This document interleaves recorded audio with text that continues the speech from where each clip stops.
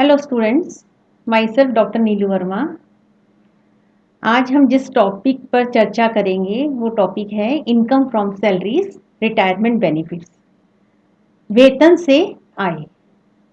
कोई कर्मचारी जब रिटायर होता है तो रिटायरमेंट के पश्चात उसे कुछ फंड्स प्राप्त होते हैं, जैसे gratuity, pension and commuted value of pension, earn leave salary, compensation on retrenchment, compensation on voluntary retirement, amount from provident fund। ये सब फंड जो कर्मचारी को अपने नियोक्ता से प्राप्त होते हैं, आयकर अधिनियम में इसके कुछ प्रावधान हैं। ये फंड कुछ सीमा तक कर मुक्त भी होते हैं और कर योग्य भी होते हैं, और कुछ फंड ऐसे होते हैं जो कर्मचारियों के लिए पूरी तरह से कर मुक्त होते हैं। इसी पर हम चर्चा करेंगे आज। इससे पहले मैं आपको बताऊंगी कि जो कोर्स आउटकम है able to compute taxable part of retirement benefits, हमारा उद्देश्य है कि स्टूडेंट्स जो हैं ये जो भी रिटायरमेंट बेनिफिट्स के फंड्स हैं उनको कंप्यूट करना सीख जाए। और कंप्यूट करने से पहले कुछ लर्निंग आउटकम्स भी हैं। लर्निंग आउटकम 1 पर हम पहले चर्चा कर चुके हैं, जिसमें हमने देखा था कि ग्रेच्युटी अगर सरकारी कर्मचारी है या गैर सरकारी कर्मचारी है, उसे रिटायरमेंट के पश्चात या कर्मचारी की मृत्यु हो जाती है, उस टाइम पे जो भी अमाउंट प्राप्त होता है, जो भी फंड प्राप्त होता है ग्रेच्युटी का, उसके क्या नियम है और उससे संबंधित जो भी हमने सम्स थे वो भी देखे थे। आज हम देखेंगे लर्निंग आउटकम 2, जिसमें हम देखेंगे pension and commutation of pension for government and non government employees under section 1010A। हम ये देखेंगे जो पेंशन है जो कर्मचारी को प्राप्त होती है, सरकारी कर्मचारी हो या गैर सरकारी कर्मचारी हो, उसके क्या नियम है। तो सबसे पहले पेंशन कब मिलती है? जब कोई कर्मचारी रिटायर होता है तो कर्मचारी को अपने नियोक्ता से जितने वर्ष उसने सेवा करी है उसके बदले में as a reward for past services monthly payment दिया जाता है, जो पेंशन के नाम से जाना जाता है। पेंशन सरकारी कर्मचारी हो या गैर सरकारी कर्मचारी हो, जब वो रिटायर हो जाता है तो भी टैक्सेबल होती है। तो हमें ये ध्यान रखना है जो पेंशन है वो वेतन शीर्षक के अंतर्गत टैक्सेबल होगी। जिस प्रकार से कर्मचारी जब नौकरी में रहता है तो उसे वेतन मिलता है, और जब वो रिटायर हो जाता है तो आफ्टर रिटायरमेंट सैलरी की जगह उसे पेंशन मिलती है अपने नियोक्ता से, तो वो भी वेतन शीर्षक में ही कर योग्य होगी। इस संबंध में हमें कुछ महत्वपूर्ण बातें हैं जो ध्यान में रखनी है।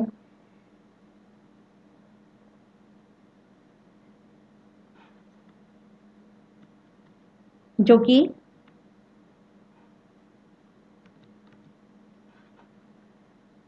पहला है, standard deduction is granted even in respect of pension.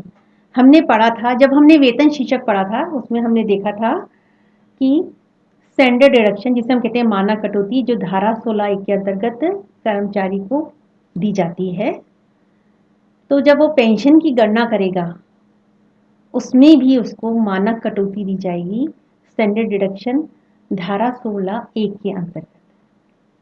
दूसरी बात जो हमें ध्यान में रखनी है वो है फैमिली पेंशन। पेंशन कर्मचारी को मिलती है रिटायरमेंट के बाद। फैमिली पेंशन कर्मचारी के परिवार के सदस्यों को, अगर कर्मचारी की मृत्यु हो जाती है तो उस पर जो भी आश्रित है, उसकी पत्नी है, उसके बच्चे हैं, उनको मिलती है। तो हमें ये ध्यान रखना है कि पेंशन जो है वेतन शीर्षक में टैक्सेबल होती है, और फैमिली पेंशन जो है वो वेतन शीर्षक में टैक्सेबल नहीं होती है, वह इनकम फ्रॉम अदर सोर्सेस, अन्य साधनों से आए शीर्षक में टैक्सेबल होगी। आगे हमें एक चीज और ध्यान रखनी है, जब कोई कर्मचारी रिटायर हो जाता है और उसने अपनी सर्विसेज जो है इंडिया में दी हैं और रिटायरमेंट के बाद वो विदेश में जाके रहने लगता है, लेकिन जो पेंशन है वो अर्जित है, उपार्जित है, उदय जो हुई है वो कहाँ हुई है? भारत में हुई है। चाहे वो भारत के बाहर रिटायरमेंट के बाद प्राप्त कर रहा हो, तो वो पेंशन टैक्सेबल होगी कर्मचारी के लिए, चाहे वो निवासी हो, असाधारण निवासी हो या अनिवासी हो। तो ये आपको ध्यान रखना है कि अगर उसने अपनी सेवाएं भारत में दी हैं और रिटायरमेंट के बाद विदेश में जाके रहने लगा है और वो जो पेंशन प्राप्त कर रहा है वो सभी दशाओं में वो निवासी है, असाधारण निवासी है या अनिवासी है, तीनों कैटेगरी के लिए कर योग्य हो। आगे हमें एक बात और ध्यान में रखनी है कि जो पेंशन है विदेशी सरकार के द्वारा प्राप्त होती है किसी कर्मचारी को, तो वो पेंशन भारत के बाहर उपार्जित और उदय हुई मानी गई है, लेकिन प्राप्त भारत में हो रही है तो सभी दशाओं में अगर वो निवासी है, असाधारण निवासी है या अनिवासी है, टैक्सेबल होगी क्योंकि वो प्राप्त भारत में कर रहा है। अगर पेंशन भारत के बाहर ही उपार्जित और उदय हुई थी और प्राप्त भी भारत के बाहर कर लिया है, तो सिर्फ निवासी के लिए ही कर योग्य होगी। तो ये नियम थे पेंशन के संबंध में जो हमें ध्यान रखने हैं कि पेंशन जो है वेतन शीर्षक के अंतर्गत टैक्सेबल होगी। फैमिली पेंशन जो है जो कर्मचारी के आश्रितों को मिलती है इनकम फ्रॉम अदर सोर्सेस शीर्षक में टैक्सेबल होगी। पेंशन में मानक कटौती दी जाएगी और ये ध्यान रखना है कि पेंशन कहाँ उदय हो रही है, कहाँ उपार्जित हो रही है और कहाँ पर प्राप्त हो रही है, उसी के आधार पर कर दायित्व की गणना की जाएगी। आगे हम देखेंगे commutation of pension. Commutation of pension का मतलब ये है कि कर्मचारी क्या करता है, मंथली पेंशन जो उसकी कुल पेंशन बनती है उसको पूरा प्राप्त करने के बजाय वो क्या करता है, जो टोटल पेंशन है उसका कुछ भाग या कुछ प्रतिशत बोल लो या कुछ पार्ट बोलो, उसको एक मुश्त प्राप्त कर लेता है, जिसे कहा जाता है कम्यूटेशन ऑफ पेंशन। तो जो अमाउंट वो एक साथ प्राप्त करता है, पूरा प्राप्त कर ले या कुछ पार्ट में प्राप्त करे, वो कहलाती है कम्यूटेशन ऑफ पेंशन, पेंशन की एक मुश्त राशि। इस संबंध में भी कुछ प्रावधान दिए गए हैं आयकर में, जो हम देखेंगे कि कम्यूटेशन ऑफ पेंशन जो है वो कब एग्जेम्प्टेड होती है। In case of government employ, अगर सरकारी कर्मचारी है तो सरकारी कर्मचारी चाहे वो केंद्र सरकार का हो, राज्य सरकार का हो, स्थानीय सत्ता को हो, किसी निगम का कर्मचारी हो या सार्वजनिक उपक्रम का कर्मचारी हो, जो भी वो एक मुश्त पेंशन की राशि प्राप्त करता है वो कर मुक्त होती है। तो आपको यहाँ ध्यान रखना है कम्यूटेशन ऑफ पेंशन जब कर्मचारी एक मुश्त राशि प्राप्त करता है और अगर वो सरकारी कर्मचारी है तो वो पूरी की पूरी एक मुश्त पेंशन की राशि कर मुक्त होगी। आगे हम देखेंगे in case of non government employ, अगर वो कर्मचारी गैर सरकारी कर्मचारी है और एक मुश्त राशि प्राप्त करता है, लमसम अमाउंट प्राप्त करता है, तो उसमें दो कंडीशन है आपकी, वो आपको ध्यान रखनी है। जैसे कि पहली रहेगी if the employ receives gratuity, अगर कोई कर्मचारी ग्रेच्युटी प्राप्त कर रहा है, ऐसी दशा में जो टोटल पेंशन है, कम्यूटेड वैल्यू ऑफ पेंशन जो रहेगी टोटल, उसका 1/3 भाग कर मुक्त होगा।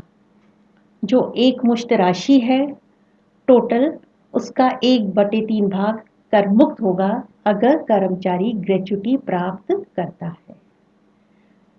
दूसरी कंडीशन ध्यान में रखनी है, if the employee does not receive gratuity, अगर कर्मचारी ग्रेच्युटी प्राप्त नहीं करता है तो जो कमिटेड वैल्यू है पेंशन का, उसका आधा भाग कर मुक्त होगा और बाकी का भाग टैक्सेबल होगा।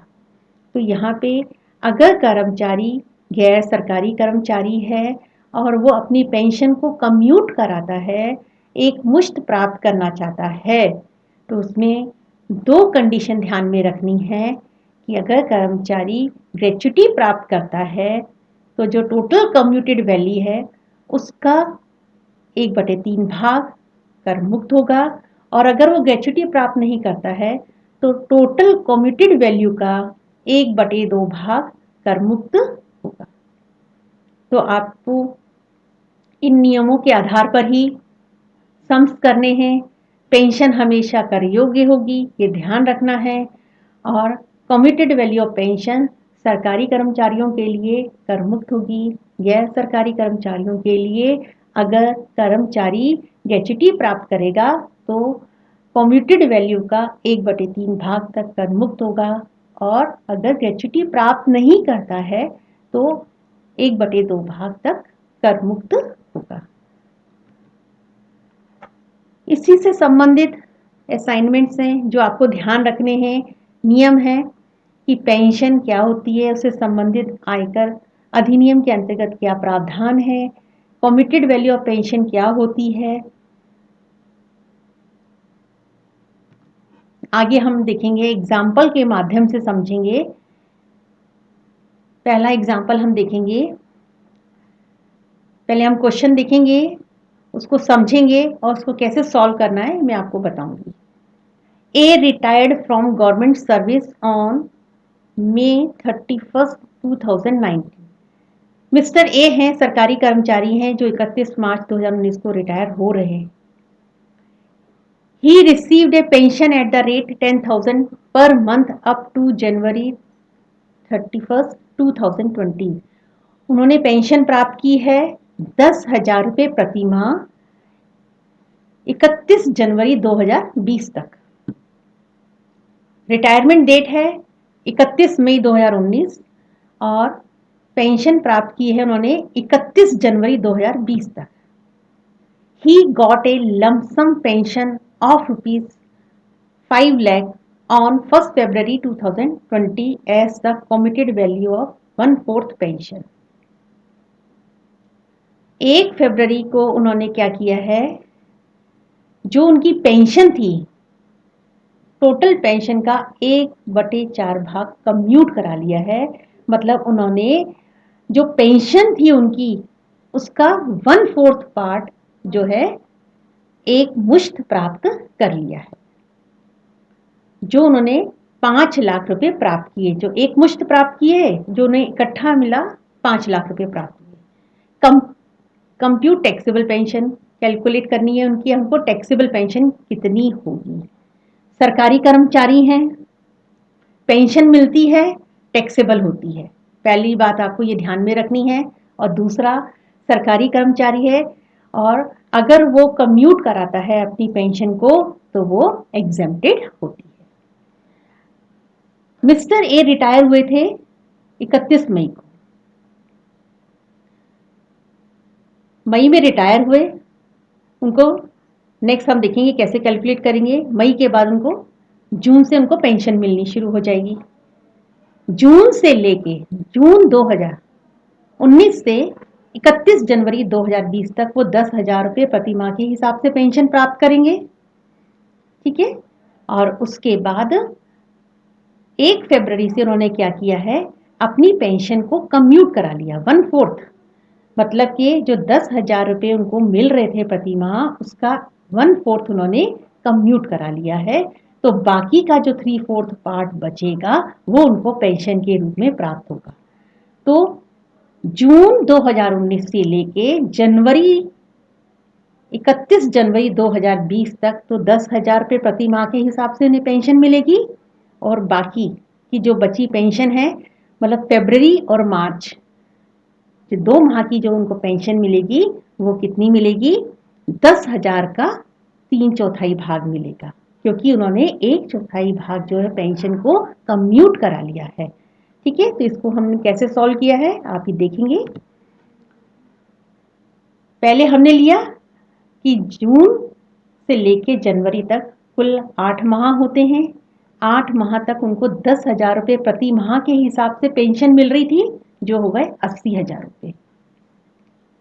फिर उनको 2 माह की पेंशन जो थी, जो आपकी फरवरी की और मार्च की 2020 की जो पेंशन थी, वो 10,000 का 3/4 भाग मिलेगा, क्योंकि उन्होंने क्या किया है, 1/4 भाग जो है पेंशन का कम्यूट करा लिया है।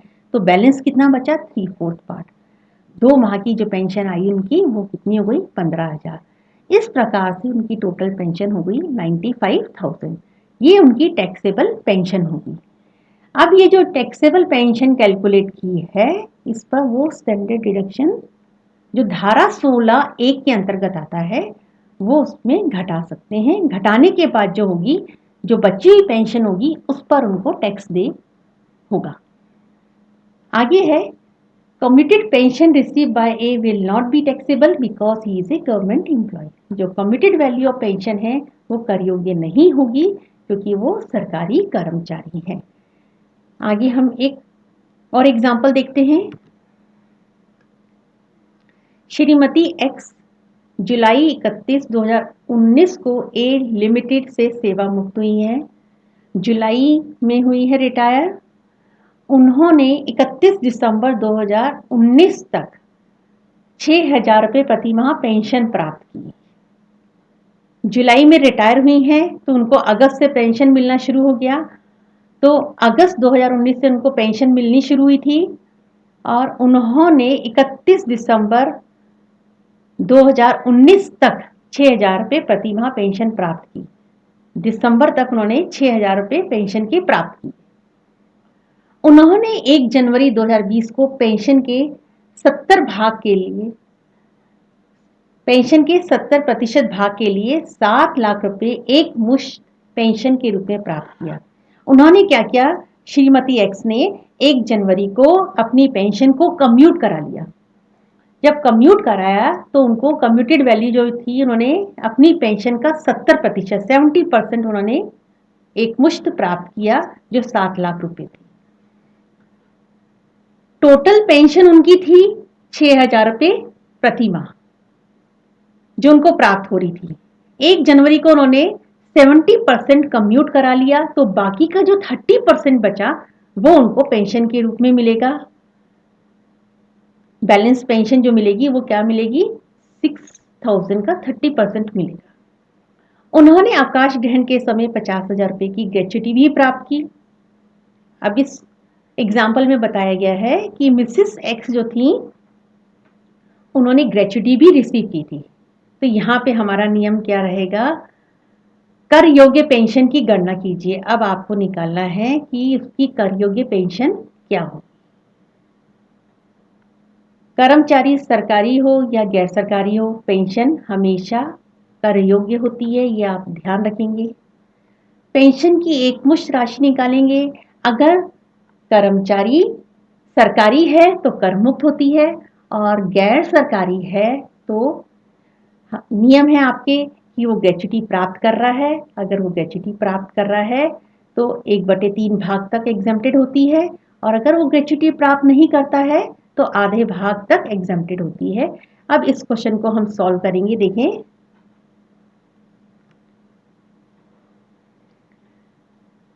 मिसेस एक्स को पेंशन मिल रही है 1 अगस्त 2019 से दिसंबर 2019 तक।